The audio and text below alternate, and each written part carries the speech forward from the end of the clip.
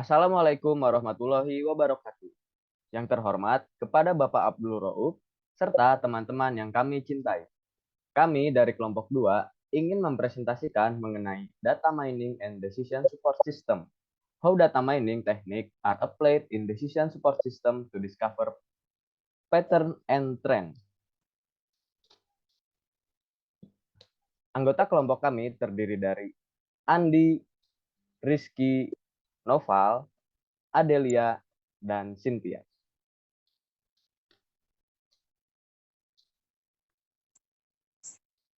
Yang pertama ada pengertian data mining. Data mining adalah proses pengumpulan dan pengolahan data yang bertujuan untuk mengekstrak informasi penting yang terdapat pada data. Informasi yang didapat bisa berupa angka maupun informasi yang didapat digunakan untuk berbagai keperluan.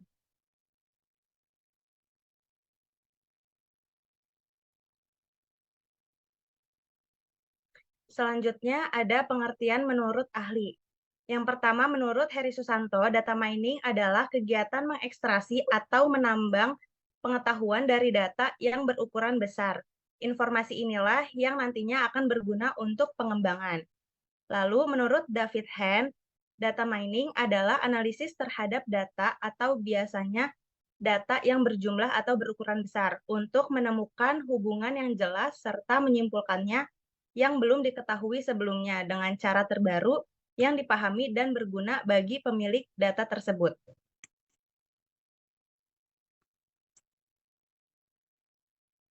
Selanjutnya ada sejarah data mining. Sebelum tahun 1990-an, data mining awalnya dikenal sebagai subproses besar yang disebut KDD atau Knowledge Discovery in Database. Namun, dalam konteks penambangan data saat ini, KDD lebih cocok karena sumber pengetahuan tidak lagi terbatas pada basis data. Pada 1990-an, sains, bisnis, dan pemerintah mulai membuat tumpukan data. Kemampuan teknologi informasi untuk mengumpulkan dan menyimpan berbagai macam data jauh melampaui kemampuannya untuk menganalisis, meringkas, dan mengekstrak pengetahuan dari data tersebut.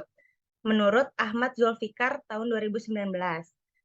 Pada tahun 1996, sekelompok perusahaan seperti Teradata dan NCR memimpin sebuah proyek untuk menstandarisasi dan menformalkan teknik data mining. Pekerjaan mereka menghasilkan proses standar lintas industri untuk penambangan data. Kemudian, di awal 2000-an, perusahaan web mulai menyadari kekuatan data mining, dan praktiknya masih berjalan hingga sekarang.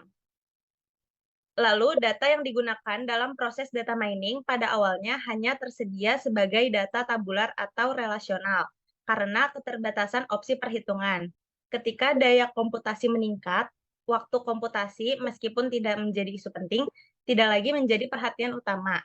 Digantikan oleh tujuan lain, akurasi dan keinginan untuk memeriksa data yang jauh lebih besar. Dalam konteks data tabular, itu diperlukan secara khusus dengan teknik yang berbeda. Hal ini terlihat dari banyaknya sistem seperti SPSS yang melakukan penambangan data dari spreadsheet. Namun, jenis data yang tersedia secara digital semakin banyak dan berasal dari berbagai sumber. Tipe data saat ini sangat beragam. Gambar, teks, video, multimedia, grafik, jaringan, dan banyak lagi. Ini membuat penelitian penambangan data tumbuh dan berkembang, dan terus menghadirkan tantangan baru.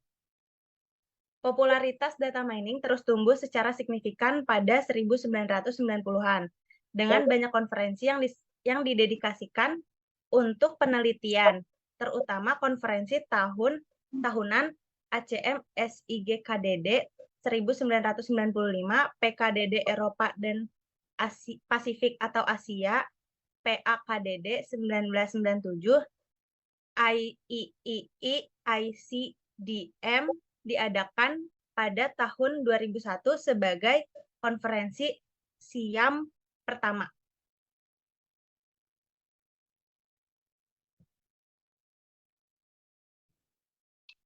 Hal ini membuat data mining semakin populer, didukung oleh kemajuan teknologi CPU yang berlimpah, dan media untuk menyimpan data dalam jumlah besar dan memprosesnya dengan cepat. Adalah umum bagi perusahaan perdagangan untuk memelihara data dalam berbagai format yang dapat dibaca komputer.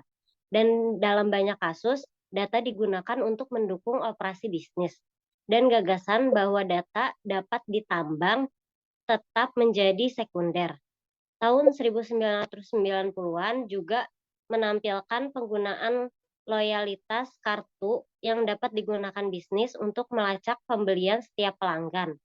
Sejumlah besar data yang tersimpan ini dapat ditambang untuk mempelajari tentang perilaku pembelian setiap pelanggan.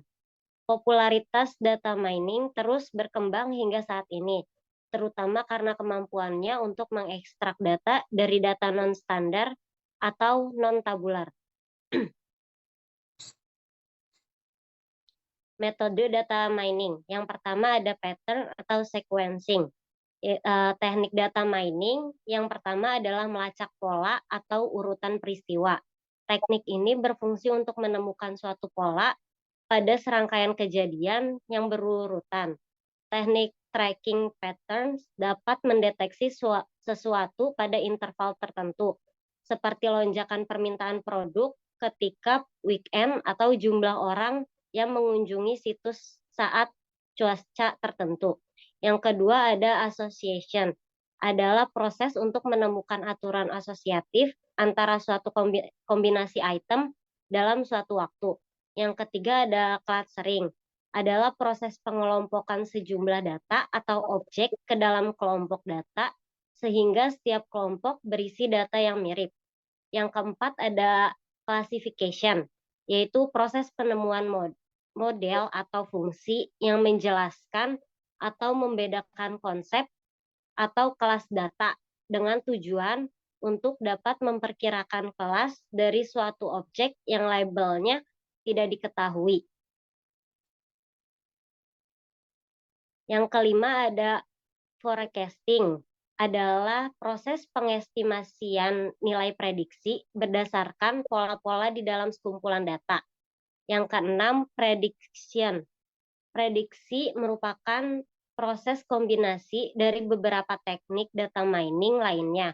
Prediksi umumnya dipakai untuk menganalisis peristiwa atau kejadian di masa lalu dalam urutan tertentu untuk memperkirakan peristiwa di masa depan. Yang ketujuh, outliner detection. Teknik data mining jenis ini berkaitan dengan pengamatan item data dalam kumpulan data yang tidak sesuai dengan pola atau perilaku tertentu. Teknik ini dapat digunakan di berbagai domain seperti intrusi, deteksi, dan deteksi penipuan atau fraud. Yang kedelapan ada regression, yaitu teknik analisis regresi merupakan teknik data mining yang digunakan untuk mengidentifikasi dan menganalisis relasi antar variabel karena pengaruh faktor lain.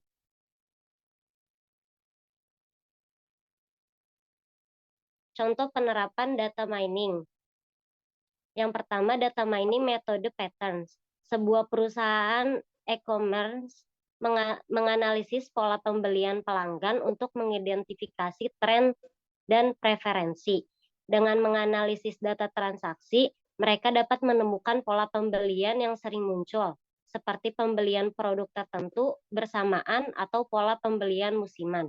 Yang kedua, metode forecasting.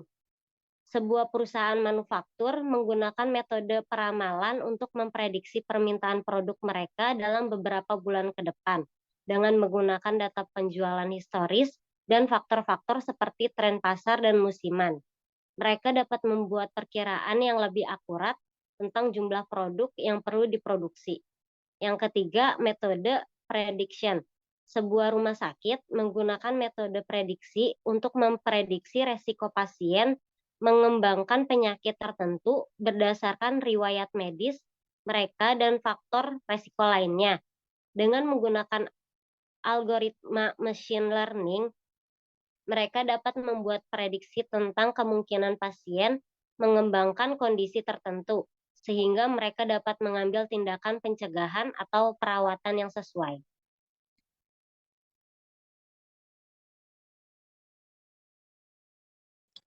Selanjutnya ada manfaat dari data mining. Nah, dengan melakukan data mining, perusahaan dapat mendapatkan banyak manfaat. Beberapa manfaat dari data mining adalah yang pertama, bisa memudahkan pengambilan keputusan. Perusahaan dapat terus menganalisa dan mengotomatisasi keputusan rutin tanpa adanya penundaan karena penilaian manusia. Manfaat yang kedua yaitu dapat membuat prediksi akurat untuk perencanaan. Data mining dapat membantu tahapan perencanaan dan memberikan informasi tepat untuk membuat prediksi berdasarkan tren masa lalu dan kondisi saat ini. Yang ketiga, yaitu dapat mengurangi biaya. Data mining memungkinkan perusahaan menggunakan alokasi dana lebih efisien karena otomatisasi pengambilan keputusan dapat mengurangi biaya. Yang keempat, yaitu yang terakhir, dapat mendapat wawasan tentang pelanggan. Perusahaan dapat mengetahui karakteristik antara pelanggan sehingga dapat merancang strategi yang dapat meningkatkan pengalaman pelanggan dengan tepat. Selanjutnya ada hambatan data mining. Hambatan yang pertama yaitu hambatan metodologis. Dalam hal ini, hambatan utama adalah sangat beragamnya jenis informasi atau knowledge dari berbagai tipe data. Tak hanya itu, metodologis juga dapat mendapati permasalahan dari efisiensi, efektivitas, dan skala kinerja. Evaluasi pola dan proses penanganan data yang tidak lengkap juga menjadi permasalahan dalam metodologis data mining. Hal tersebut masih ditambah dengan proses penerapan metode baik secara paralel, distribusi, penambahan, dan fusi knowledge. Hambatan yang selanjutnya yaitu interaksi pengguna. Permasalahan data mining selanjutnya muncul saat dilakukan presentasi atau interaksi dengan pengguna atau user. Hal ini umumnya terkait dengan penggunaan query language untuk data mining dan penentuan ekspresi atau visualisasi hasil data mining.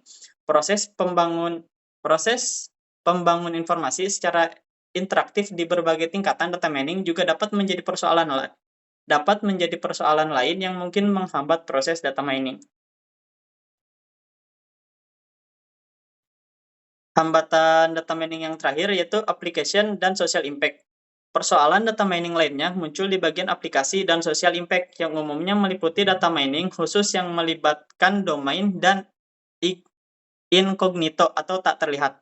Permasalahan ini juga terjadi pada proses data mining yang terhambat perlindungan keamanan data, integritas, dan privasi pengguna. Hambatan ini merupakan dampak sosial dari proses data mining secara terbuka.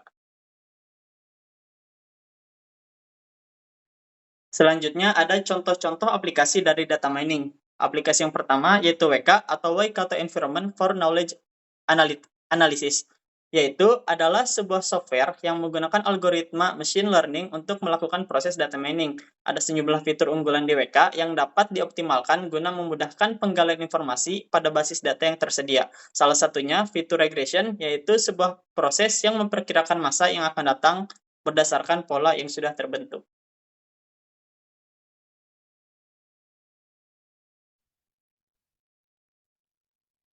Untuk aplikasi data mining selanjutnya itu ada RapidMiner. RapidMiner adalah salah satu software untuk melakukan data mining. Dengan software ini, kamu dapat melakukan text mining, yaitu menganalisis teks, mengekstrak pola, dan mengkombinasikannya dengan metode statistika, database, dan kecerdasan buatan. Selain itu, RapidMiner juga dimanfaatkan untuk memahami deep learning, machine learning, dan analisis prediktif. Alat ini bisa diaplikasikan untuk kepentingan bisnis, komersial, pelatihan, pendidikan, riset, dan sebagainya.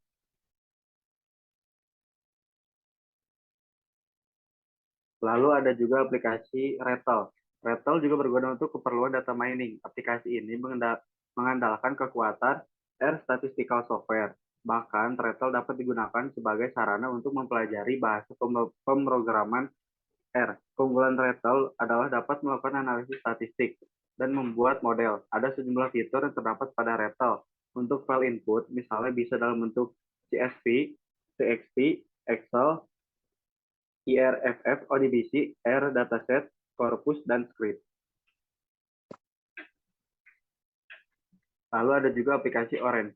Orange adalah software yang sangat ideal untuk melakukan machine learning dan data mining. Keunggulannya adalah menampilkan visualisasi data yang bagus. Software ini menggunakan bahasa pemrograman Python. Setiap komponen pada Orange disebut widget. Fungsi utama yang ditawarkan widget antara lain menampilkan tabel data dan memilih fitur, membaca data, menampilkan elemen data, dan sebagainya. Orange identik dengan aplikasi interaktif dan menarik. Cara mengoperasikannya pun cukup mudah. Lalu ada juga KNIME. KNIME adalah platform integrasi terbaik untuk kebutuhan laporan data analisis data. Pada umumnya, KNIME digunakan untuk keperluan riset farmasi. Aplikasi ini menampilkan analisis data pelanggan dan analisis data finansial. Ada sejumlah fitur menarik yang ada pada software KNIME, antara lain quick development dan scaling efisiensi. Bagi pengguna KNIME, menjadi pilihan terbaik karena mudah digunakan dan pengoperasiannya butuh waktu yang sangat singkat.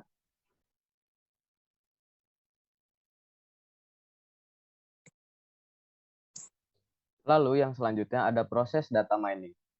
Yang pertama adalah pengumpulan data, yaitu data dikumpulkan dari berbagai sumber yang relevan dengan keputusan yang akan dibuat. Sumber ini berupa basis data perusahaan, data eksternal, laporan, ataupun data-data sebagainya yang diperlukan. Lalu yang kedua ada pra-pemrosesan data. Tahap ini melibatkan pembersihan data atau data cleaning untuk menghapus atau memperbaiki data yang hilang atau salah. Transformasi data untuk menyatukan format data dan reduksi data untuk mengurangi kompleksitas data sambil mempertahankan informasi penting. Lalu ada eksplorasi data. Data dianalisis secara deskriptif untuk memahami karakteristik dasar dan hubungan awal antar variabel. Teknik visualisasi data sering digunakan pada tahap ini untuk mengidentifikasi pola dasar dan anomali. Lalu ada pemilihan model data mining. Berdasarkan tujuan analisis, teknik data mining yang tepat dipilih. Beberapa teknik umum meliputi pattern, sequencing, association, clustering, classification, forecasting, prediction, outlier detection, atau regression yang sudah dijelaskan tadi di atas. Selanjutnya ada pelatihan dan pengujian model. Data dibagi menjadi set pelatihan dan set pengujian. Model data mining dilatih menggunakan set pelatihan dan dievaluasi menggunakan set pengujian untuk memastikan akurasi dan keandalan data. Lalu ada evaluasi dan validasi model. Hasil model dievaluasi menggunakan metrik kinerja yang relevan seperti akurasi, presisi, recall, dan F-measure. Validasi silang atau cross-validation juga dapat dilakukan untuk memastikan model tidak overfitting. Lalu ada implementasi dan integrasi. Model yang telah dievaluasi diimplementasikan dalam sistem pendukung keputusan. Model ini diintegrasikan ke dalam alur kerja organisasi untuk mengambil dalam pengambilan keputusan berbasis data. Lalu yang terakhir ada pemantauan dan pemeliharaan. Model terus dipantau dan diperbaharui sesuai kebutuhan untuk memastikan agar tetap relevan dengan perubahan data dan kondisi bisnis ataupun kondisi-kondisi lainnya. Sekarang masuk ke kesimpulan. Data mining adalah proses pengumpulan dan pengolahan data yang bertujuan untuk mengekstrak informasi penting yang terdapat pada data. Informasi yang didapat bisa berupa angka maupun informasi yang dapat digunakan untuk berbagai keperluan. Data mining juga bermanfaat dalam memudahkan pengambilan keputusan, membuat prediksi akurat untuk perencanaan, pengurangan biaya, dan mendapatkan wawasan tentang pelanggan. Penerapan data mining dalam DSS memungkinkan organisasi untuk membuat keputusan yang lebih baik dan mengidentifikasi pola dan tren yang mungkin tidak terlihat melalui analisis data tradisional. Jadi, teknik yang dapat mendiscover pattern and trends yaitu teknik dari pattern and sequencing, teknik forecasting, dan teknik prediction yang tadi sudah dijelaskan di atas. Lalu, ini juga meningkatkan efisiensi, akurasi, dan kemampuan prediktif dalam pengambilan keputusan strategis. Demikian presentasi dari kelompok 2. Terima kasih atas perhatiannya. Mohon maaf apabila ada kesalahan. Wassalamualaikum warahmatullahi wabarakatuh. Untuk teman-teman, jangan lupa mengerjakan kuis yang telah disediakan oleh kelompok 2. Kerjakan dengan sesuai kata hati kalian ya. Jangan lupa subscribe dan like postingan ini.